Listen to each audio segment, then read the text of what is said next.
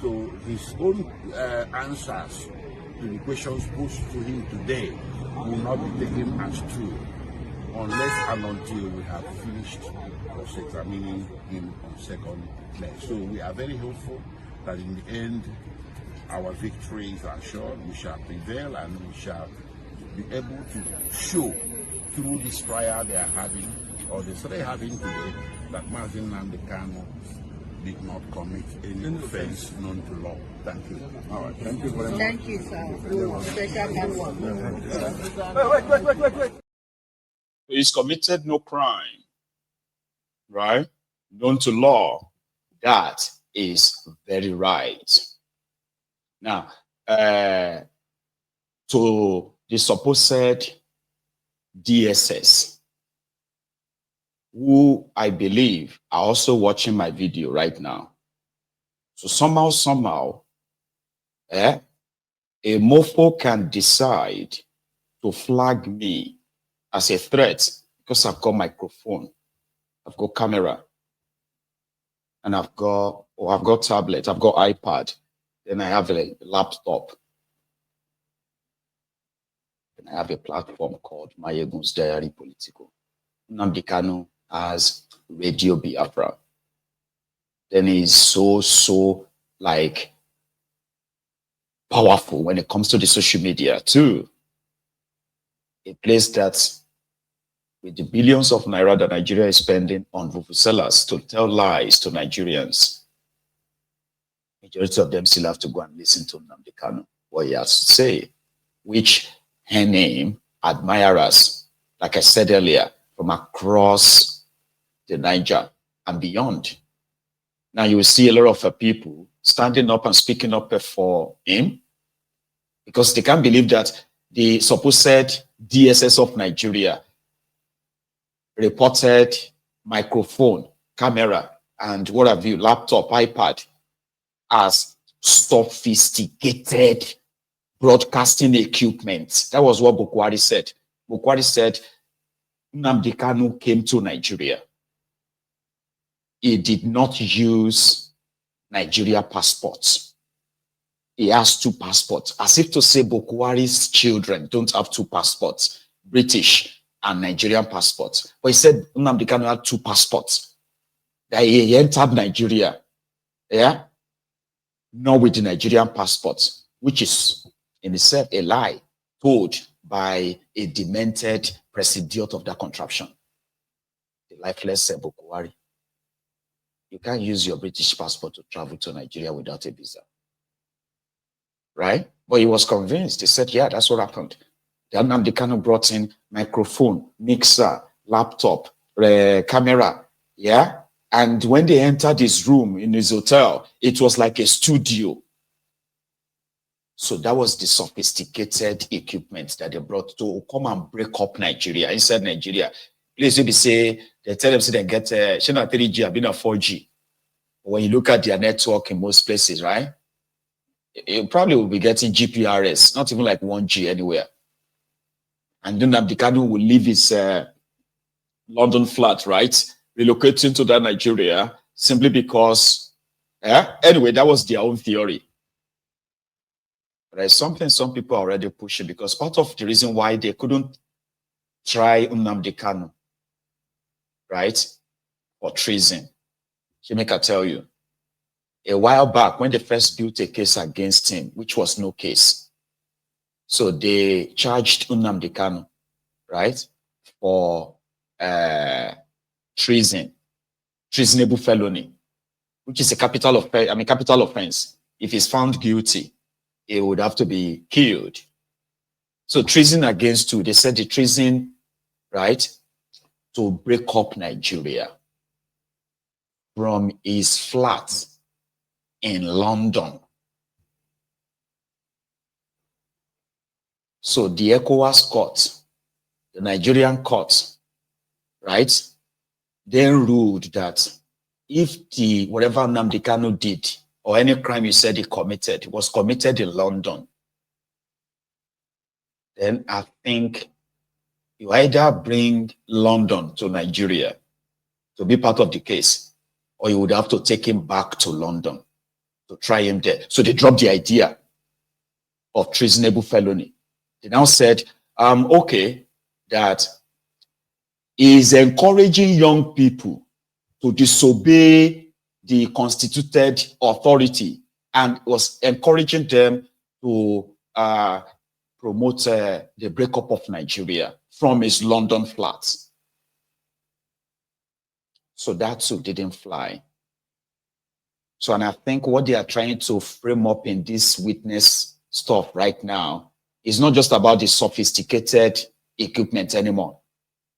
His hotel room was like a studio. So when you paint that picture, then you can easily just say, oh, he did it here.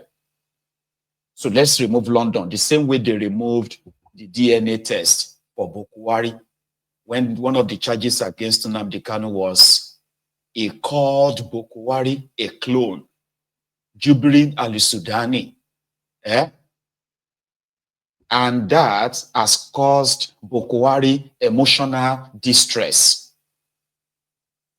which is against section, subsection, trashy 1999 constitution. When they said that, okay, the only way you are going to tell me that this Bokwari is not a cloned Bokwari, is not Jubilee from al-Sudani, Jubilee al-Sudani from Sudan, we would have to do DNA. Bring one Bokwari's child and take a bit of enzyme from Bokwari. If they match, then I agree I am guilty. He even said, if Bokwari's DNA matches this Bokwari's DNA matches any of his kids, right, it will stop the agitation for Biafra. Guess what? They dropped that from the case. Now, listen, this may just be a coincidence because it's just like the rest of the case, right? It is all baseless, trumped up, nonsense. You can't defend it. So you have to cook up something. You have to get, you have to get a false witness. People who are going to bear false witnesses before you can, and then get a judge that will ignore all the technical stuff, right? All the lies and just sentence him. That's the deal. But it's not really been so smooth for them. It hasn't been. On the one hand, behind the scene, some of them are making moves to say, let's use political means. On the other hand, others are trying to say, why don't you just take a settlement? This whole thing itself has been dragging for too long. This Biafra, that. Why don't you just go back to your family, right? And will you take this with you? He kept rejecting. The guy has become someone that, I don't know, to me, it's like they have no idea what to do to him anymore or to do with him anymore. They have no idea on how to close this, have a closure and just say, you know what, they go.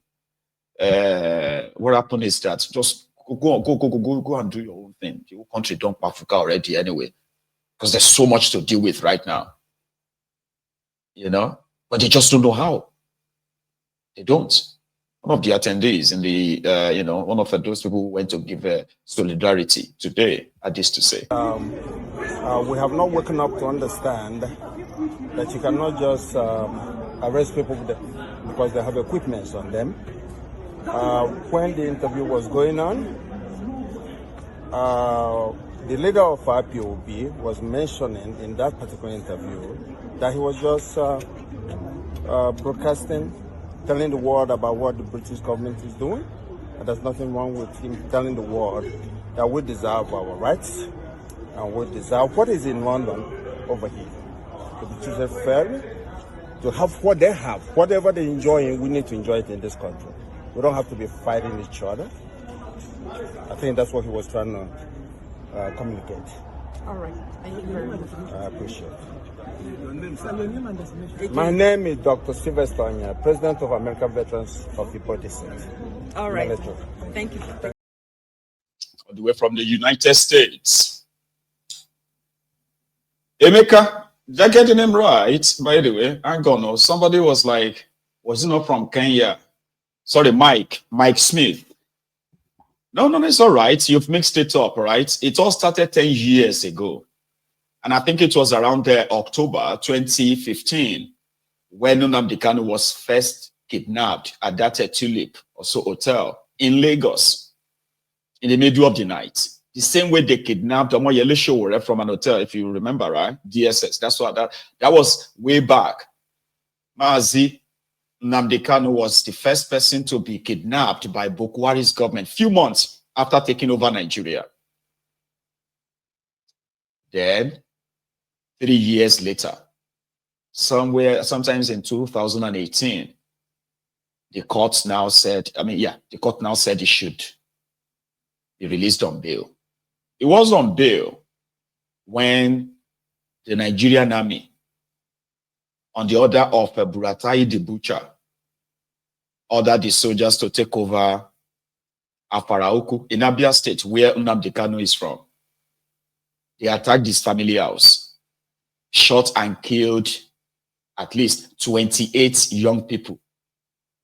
The people of the communities were tortured inside the mud water like that, in the mud puddled water. Yeah, it was horrible. Then they declared Operation Python Dance after that. But luckily, Mazi Nnamdi Kanu escaped unhurt, but their family dog was not that lucky. This brutal, evil terrorist in uniform, they shot and killed the family dog when they couldn't find him. 2 years later, Nnamdi Kanu resurfaced, this time in Israel, right? I mean, like a year, 2018, 2020. So when he resurfaced, that automatically, right, rebirth is based, because nobody heard anything from him for a very long time. There were so many stories. He's being killed. They took his body, or they disposed of his body here, you know. Then he resurfaced. And I remember then that the Buhari idiots at the time, they were making a pushback. They said that wasn't Nnamdi Kanu. That was, Uche from something, right? Just like their own pushback. So Nnamdi Kanu now doubled down. This time around, the first Nnamdi Kanu, the new Nnamdi Kanu is like a more matured. When I say matured, it's not like in an offensive way. I mean, this time, he started kind of like building bridges beyond Biafra.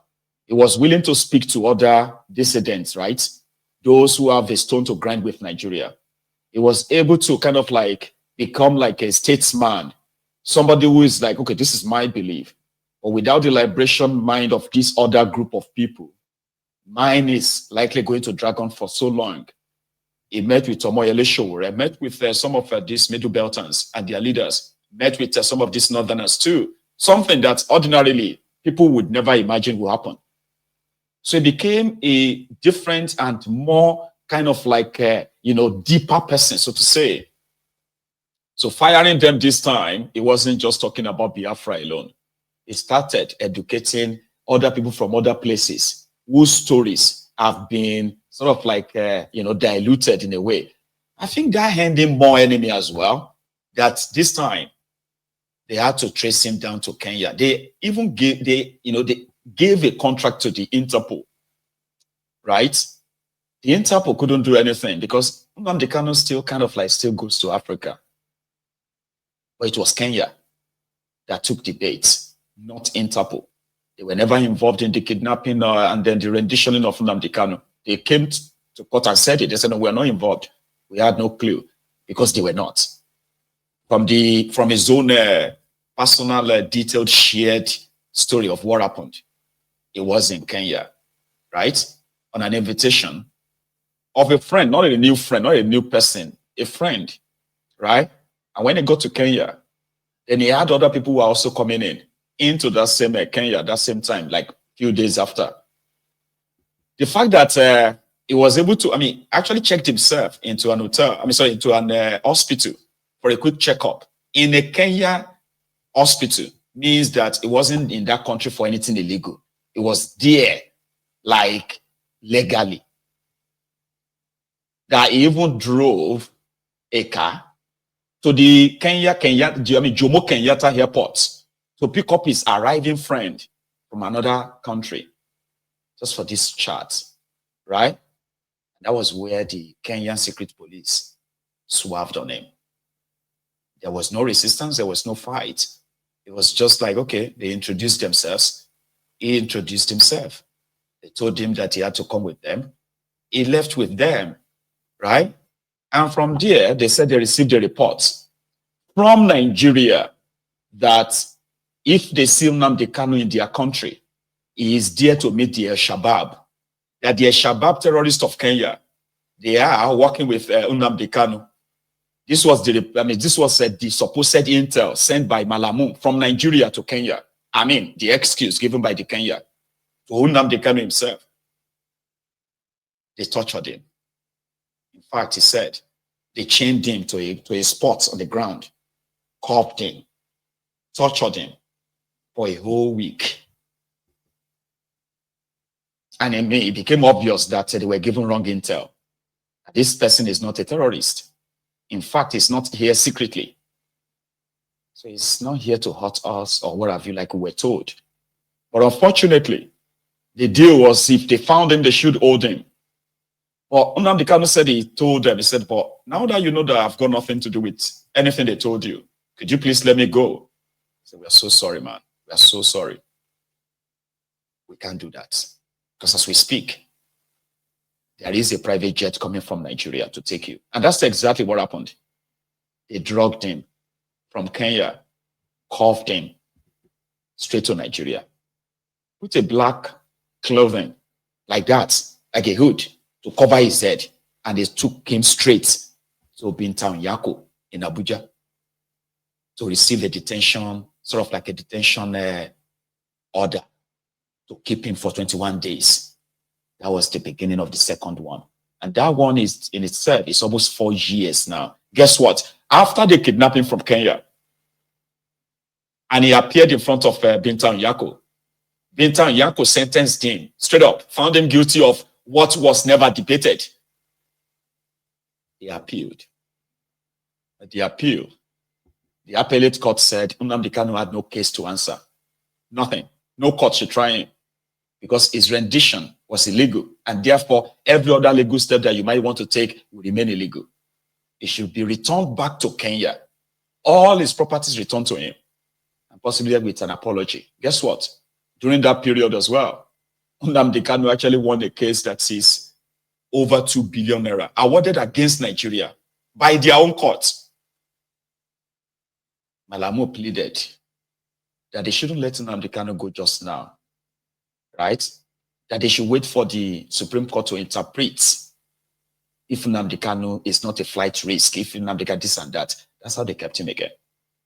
They disobeyed the court that said, let him go.